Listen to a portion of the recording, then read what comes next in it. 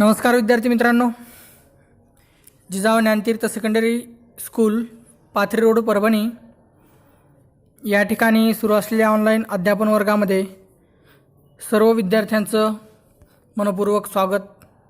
विद्यार्थी मित्रांनो, आज आपण वर्ग 6वीचा सामान्य विज्ञान विषयातील पहिला जो पाठ आहे नैसर्गिक संसाधने हवा, पाणी आणि जमीन यामधील शेवटचा जो काही टॉपिक आहे जमीन किंवा लँड हा घटक आपण पाहणार आहोत।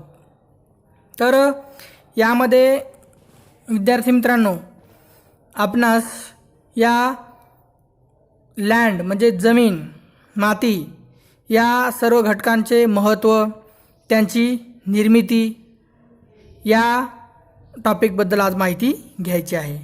तर पहा विद्यार्थी मित्रांनो, सुरुवातीला मी तुम्हाला काही प्रश्न विचारतो आणि त्या प्रश्नांची एक एक करून उकल किंवा आपण त्या प्रश्नांची उत्तरे शोधणार आहोत। What is land made of? तर प्रश्न असा विचारलेला आहे की ही जमीन कशाची बनलेली असते। Land is seen in the form of stone, soil, big rock etcetera. It is not flat everywhere. Okay, तर विद्यार्थी मित्रांनो, ही जी जमीन असते ही दगड, माती, खडक यांची बनलेली असते। त्यानंतर दुसरा जो प्रश्न आहे, इज लँड फ्लॅट एव्हरीवेअर? जमीन सर्व ठिकाणी सपाट असते का? No, it is not flat everywhere. There is a ups and downs.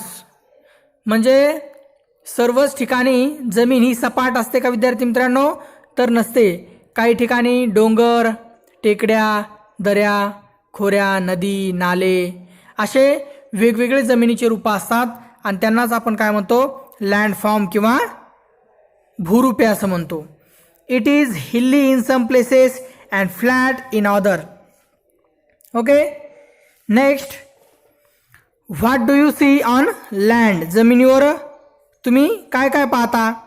All terrestrial animals including man live on the land. तर जे काही उभयचर प्राणी आहेत, तर हे जे उभयचर प्राणी जमिनीवर राहतात आणि या उभयचर प्राण्यामध्ये माणूस तसंच इतर प्राण्यांचा सुद्धा काय होतो? समावेश होतो। तर विद्यार्थी मित्रांनो, या सजीवांच्या जीवनामध्ये अनन्यसाधारण असं या जमिनीचं महत्त्व आहे आणि माणूस हा भूचर प्राणी जसा जमिनीवर राहतो तशाच प्रकारे उभयचर प्राणीसुद्धा जमिनीवर राहतात। मग त्यामध्ये कासव असेल, बेडूक असेल, असे जे प्राणी आहेत ते हे सुद्धा जमिनीवर राहतात। Next, some terrestrial dig burrow in the ground for shelter. तर विद्यार्थी मित्रांनो, काही जे भूचर प्राणी असतात ते निवाऱ्यासाठी जमिनीमध्ये काय करून राहतात? बीड करून राहतात. This means that they use land for fulfilling their need. आणि म्हणून याचा अर्थ काय विद्यार्थी मित्रांनो? जमिनीचा वापर जो आहे त्यांची गरज पूर्ण करण्यासाठी ते करतात. We also use land for farming and for building houses and roads. तर विद्यार्थी मित्रांनो, आपण शेतीसाठी, बिल्डिंग, त्याचबरोबर रस्ते बांधणीसाठी सुद्धा जमिनीचा काय करतो? वापर करतो। आता पुढचा जो प्रश्न त्यांनी विचारला आहे, does man produce soil or land? माणूस जमीन किंवा माती तयार करू शकतो का? तर याचं उत्तर आहे नाही. Land or soil is a natural resource and it is created by nature only. We make use of plants and animals in the forest that grow on land. विद्यार्थी मित्रांनो पहा, we make use of plant and animal in the forest that grow on land. तर जंगलामध्ये किंवा जमिनीवर इतर ठिकाणी झाडे आणि विविध प्राणीसुद्धा असतात तर हे सर्व वनस्पती आणि प्राणी आपलं अस्तित्व टिकवण्यासाठी जमिनीचं त्या ठिकाणी काय करतात, मदत घेतात. द मिनरल, त्यानंतरचा जो प्रश्न आहे विद्यार्थी मित्रांनो, what has man created on land. तर माणसानं काय केलेलं त्या ठिकाणी, काय काय क्रिएट केलेलं आहे जमिनीवर. मग ते शेती असेल, त्यानंतर बिल्डिंग्स असतील, अँड रोड्स, आणि आणखी बरेचसे घटक माणसानं जमिनीवर क्रिएट केलेले आहेत. नेक्स्ट, इफ अ डीप पीट is Doug in the ground, what do you find their. जर तुम्ही जमिनीमध्ये खड्डा खोदला तर त्या ठिकाणी तुम्हाला काय पाहायला मिळेल, असा प्रश्न त्याने विचारलेला आहे. तर बघूया आपण. The mineral, crude oil and natural gas obtain from the earth are very important for us. जमिनीमध्ये जो काही नैसर्गिक वायू, खनिज तेल, या सर्व गोष्टी आपल्यासाठी अतिशय महत्त्वाच्या आहेत. It means that land is an important resource. म्हणून जमीन हे काय आहे, खूप महत्त्वाचं संसाधन आहे. Let us see exactly what land is made of. म्हणजे या ठिकाणी आपल्याला पाहायचं आहे की जमीन नक्की कशाची बनलेली आहे. आपण खड्डा खांदल्यानंतर आपल्याला लक्षात येईल. तर या ठिकाणी पहा, take a transparent plastic bottle, a handful of soil, some stone and some sand, dry leaves and water. काय करा विद्यार्थी मित्रांनो, प्लास्टिकची एक पारदर्शक बॉटल घ्या, त्यामध्ये त्यानंतर मुठभर माती घ्या, थोडे दगड, वाळू, पालापाचोळा आणि पाणी घ्या. आता काय करा, cut off the upper tapering part of the bottle, put the rest of the material in the lower part and add water. आता काय करा, बाटलीचा जो काही निमुळता असलेला वरचा भाग आहे तो कापा.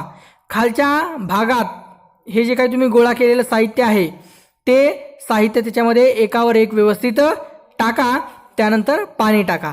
आता stir the mixture through and put it aside. त्यानंतर हे मिश्रण जे आहे भरपूर ढवळून घ्या व त्याचे दुसऱ्या दिवशी निरीक्षण करावं, उत्तरे द्या.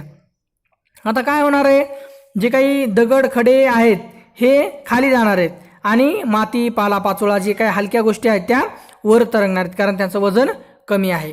तर अशा प्रकारे हा एक्सपेरिमेंट तुम्ही केल्यानंतर पहा, how does the mixture in the bottle look नाव.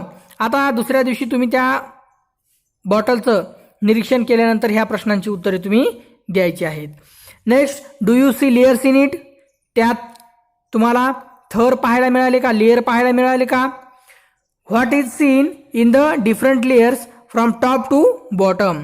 वरच्या थरापासून खालच्या थरापर्यंत तुम्हाला काय काय दिसलं ते तुम्ही व्यवस्थित लिहायचं. तर या ठिकाणी बघा तुम्हाला काय दिसेल, सुरुवातीला पालापाचोळा, कारण त्याचं वजन कमी असणार आहे म्हणून तो एकदम वर पाण्यावर तरंगणार आहे.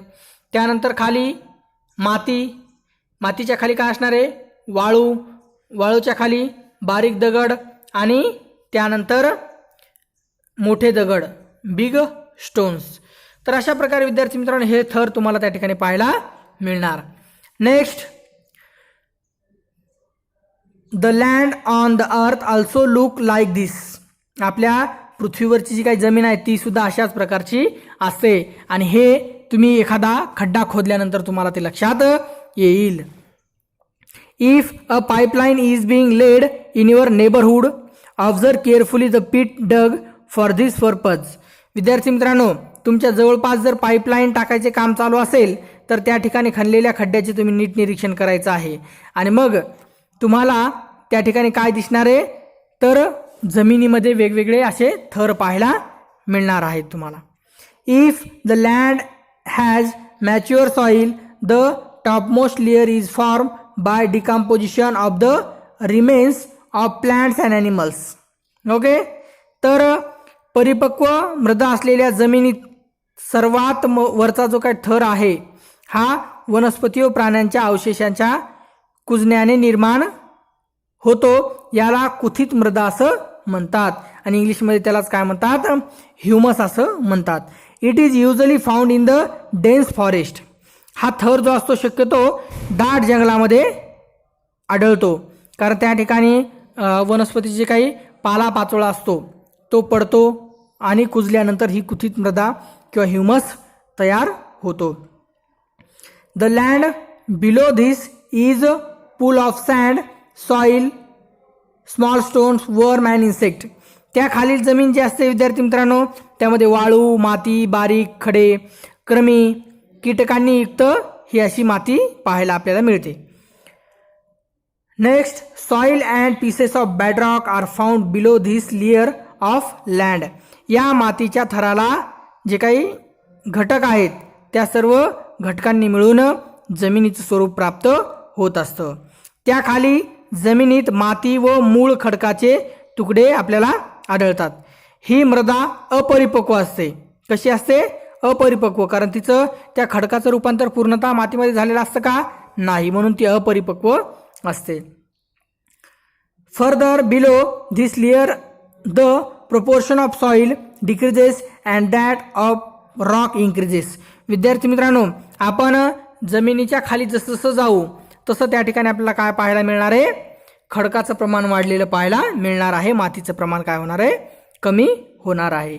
The main mineral in the soil are derived from these rocks. तर विद्यार्थी मित्रांनो, या ज्या वनस्पती आहेत, या वनस्पती जी काही खनिजं वगैरे असतात ते जमिनीतून काय करतात? मिळवतात. त्याचबरोबर the main minerals in the soil are derived from these rocks, that is why soil in different region is different. आणि म्हणून विद्यार्थी मित्रांनो, हे जे काही प्रदेश असतात वेगवेगळ्या प्रदेशामध्ये वेगवेगळी माती आपल्याला पाहायला मिळते. The colour and texture of the soil are both determined by the bedrock. त्या मातीचा जो काही रंग आहे, पोत आहे, या दोन्ही बाबी मूळ खडकानुसार ठरतात. म्हणजे त्या खडकामध्ये जे काही मिनरल्स आहेत त्या मिनरल्सवर तयार होणारी माती अवलंबून असते. तशा प्रकारे विद्यार्थी मित्रांनो, या ठिकाणी आपण जमिनीबद्दल माहिती घेतलेली आहे, वेगवेगळ्या थरांबद्दल माहिती घेतलेली आहे. तर आता पुढच्या व्हिडिओमध्ये विद्यार्थी मित्रांनो आपण the process of soil formation म्हणजे मृदा कशी तयार होते याबद्दल माहिती पाहणार आहोत. Okay, thank you.